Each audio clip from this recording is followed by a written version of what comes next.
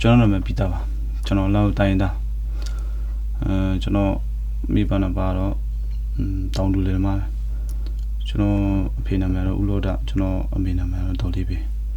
ကျွန်တော်မွေးချင်းညီကို2ယောက်ရှိတယ်ကျွန်တော်ကိုတယောက်ပေါ့ကျွန်တော်တက်ကအခု23နှစ်ထဲမှာဝင်နေကျွန်တော်အခုလက်ရှိအလုပ်လုပ်နေရတော့စောင်းအင်ဂျင်နီယာဒီစောင်းအင်ဂျင်နီယာဘက်ကိုကျွန်တော်လုပ်နေကျွန်တော်အခုနေရတော့ရှမ်းပြည်နယ်ရှေ့ပိုင်းမိုင်းဆက်မြို့မှာနေရကျွန်တော်နေအနုပညာလောကတော့မရောက်ခင်ကကျွန်တော်လူငယ်တဲ့ဘောကဒီစိုးရမိုက်တယ်ဒီငွေစေးဝါးတွေနဲ့ကျွန်တော်ဒီကြော်ဖြတ်လာရ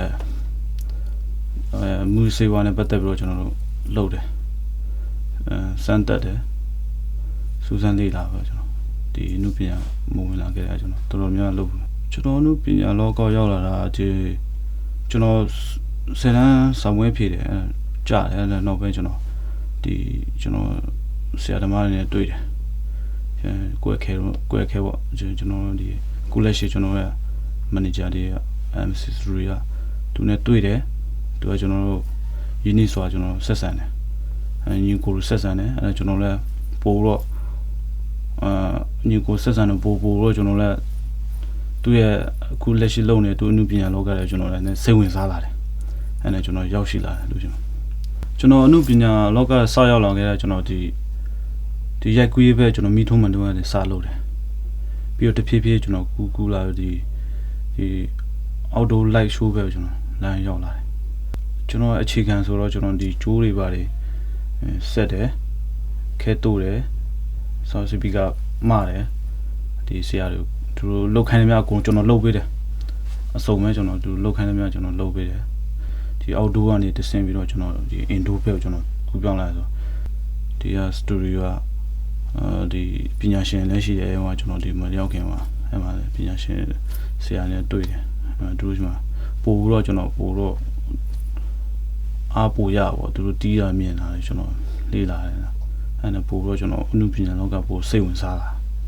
ကျွန်တော်စိတ်ဝင်စားတဲ့အရာကိုဒီကကျွန်တော်ဆရာတို့ကျွန်တော်တင်ပြတယ်အဲ့သူကကျွန်တော်ဒါဆိုလဲတော့တဲ့ပေါ့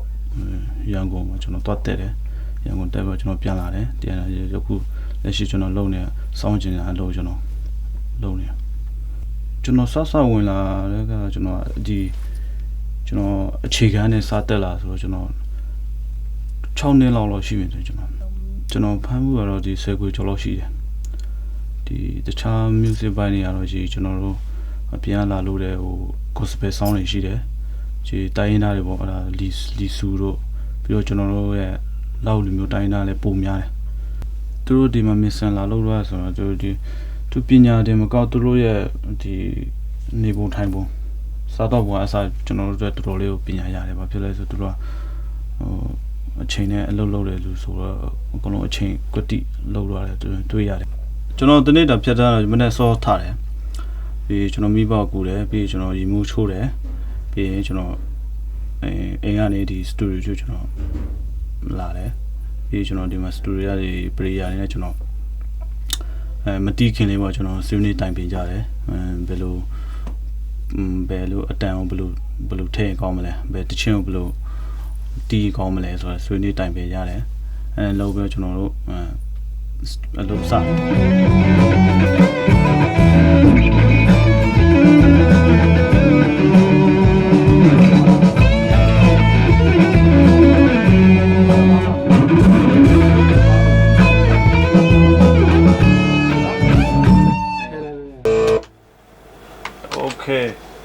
မနေ့ဒီ9နိုင်လောက်စရဆိုကျွန်တော်စနေလောက်နားတယ်နားပြီးကျွန်တော်တို့ပြန်ပြီးတော့တစ်ခေါက်ကျွန်တော်ပြန်ဆွေးနွေးကြတယ်မှာပြီးကျွန်တော်တို့အလုပ်ပြန်စတယ်တနင်္လာ2နိုင်လောက်အလုပ်ပြန်စပြီးတော့ကျွန်တော်4နိုင်လောက်နားတယ်နားပြီးတော့ကျွန်တော်တို့ညနေပိုင်းအားကစားပြန်လုပ်တယ်နားပြီးအားကစားပြန်လုပ်တယ်ပြီးအားကစားပြီးကျွန်တော်ရေမူးချိုးမိဘနဲ့ကျွန်တော်စကားပြန်ပြောတယ်ပြန်ဆွေးနေတယ်ပြီးကျွန်တော်စတူဒီယိုပြန်လာတယ်တစ်ခေါက်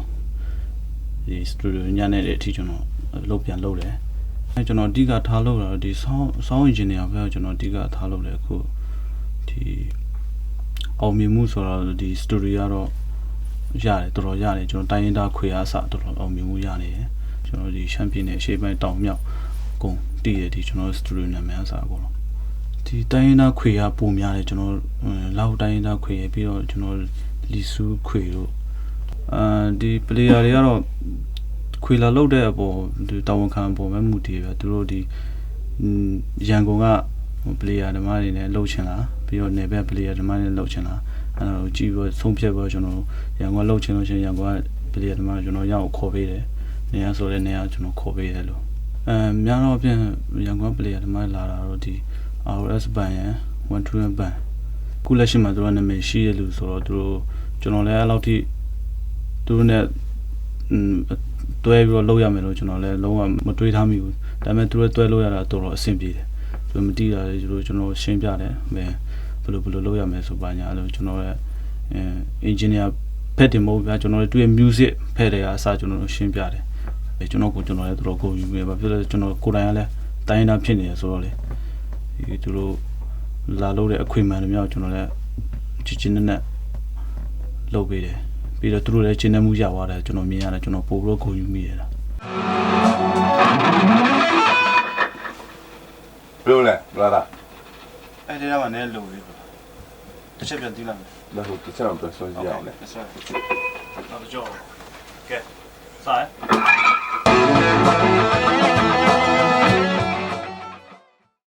တော်ပြတ်နေတယ်ဗျာဒါတော့ဒီမြန်မာနိုင်ငံတနိုင်ငံတွေမကောက်ဒီထိုင်းနိုင်ငံတို့လာအိုတို့ဒီတရုတ်နိုင်ငံတို့ပြီးတော့ကျွန်တော် USA တွေအထိရောက်တယ်ဒီကျွန်တော်တိုင်းနာခွေကျွန်တော်လာအိုတိုင်းနာခွေပေါ့ကျွန်တော်ပြောချင်တာကတော့ဒီကျွန်တော်အဓိကလူငယ်တွေပေါ့ဗျာကျွန်တော်တို့လိုအခုအသက်အရွယ်အချိန်မှာအချိန်ကောင်းတော့အကျိုးရှိတဲ့အလုပ်လုပ်စေချင်တယ်ကိုဘာပဲလုပ်ကောင်းတဲ့အလုပ်ကိုဒီဇိုင်းမဲ့လုပ်တော့မယ်ပြီးတော့ကျွန်တော်ဘယ်ဟာပဲမဆိုနည်းနည်းတော့အနောက်ရှေ့တော့ရှိမယ်ဗျာအခက်ခဲတော့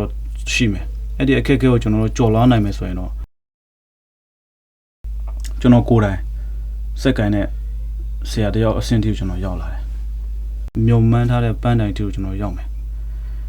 ခုလက်ရှိတော့ကျွန်တော်လည်းအဲ့ဒီမြုံမှန်းထားတဲ့ပန်းတိုင်ထိကျွန်တော်လည်းဆက်သွားနေတယ်ဒီကျွန်တော်ဒီအနုပညာမောင်နှမတွေမကောက်ဘူးဗျာကျွန်တော်လက်ရှိအနုပညာအတိုင်းဝိုင်းမှာမဝင်တဲ့ဘော်ဒါတွေကိုလည်းကျွန်တော်အားပေးခြင်းတယ်ဒီ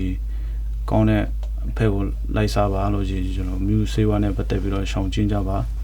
ဘာဖြစ်လဲဆိုတော့ကျွန်တော်တို့ဒီကလူငယ်အသက်ရွယ်မှာကောင်းတဲ့အရာလုပ်နိုင်ဖို့ကကျွန်တော်တို့ကအခွင့်အရေးတွေမကောက်ကျွန်တော်တို့နိုင်ငံအတွက်လည်းကျွန်တော်တို့အကောင်းကျိုးပေးနိုင်တယ်